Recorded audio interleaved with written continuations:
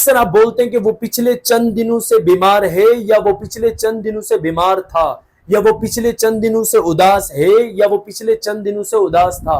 तो अब इसको इंग्लिश में ट्रांसलेट करने के लिए ये जो आप वर्ड बोलते हैं पिछले चंद दिनों से, for the past few days, उसके बाद बड़ी अहम बात है, उसके बाद जो सेंटेंस आप लगाते हैं उसको आप सिंपल बना देते हैं। एक्चुअली में इसको आपने हैड बिन या हैज बिन, हैव बिन में लेकर जाना है। सेंटेंस देखें, क्लैरिटी होगी।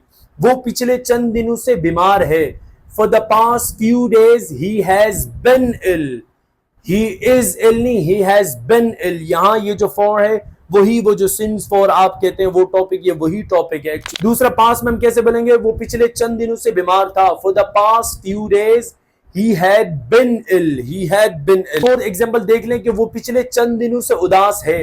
For the past few days he has been ill।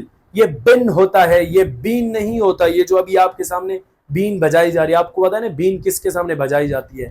अगर आप इसी को पास में बोलें कि वो पिछले चंद दिनों से उदास था, for the past few days he had been ill, तो ये for the past few days पिछले चंद दिनों से। नेक्स्ट सेंटेंस भी बड़ा इंपॉर्टेंट था जो कि मैंने आपको बता दिया। इसके अलावा एक अनाउंसमेंट कर दूं, अगर आप हमारे ऑनलाइन क्लासेस का पार्ट बनना चाहते हैं, मैं पहले भी आपको बता चुका हूं कि हमारी क्लास में एक ही चीज है जो दुनिया से हमें यूनिक करती है, कि I do not teach in classes. Class में पढ़ाया नहीं जाता, पढ़ाने का काम ये हो रहा है, ये कर तो रहे हैं। और क्या किया जा रहा है, आप सारी जिंदगी तो आपने पढ़ी है, आपकी 20 साल 30 साल उम्र होगी, आप सिर्फ पढ़ने में ही गुजारी है।